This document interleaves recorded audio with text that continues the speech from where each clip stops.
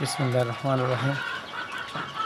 সম্মানিত ভিউয়ার্স, নতুন একটি প্রজেক্ট চালু করলাম।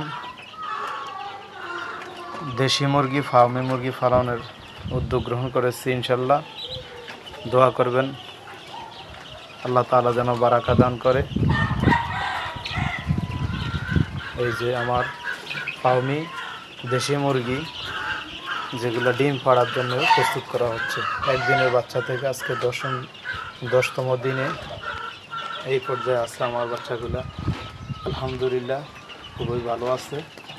সবাই আমার ব্যবসায় যেন বরকত দান করে, সবাই আমার জন্য দোয়া করবেন,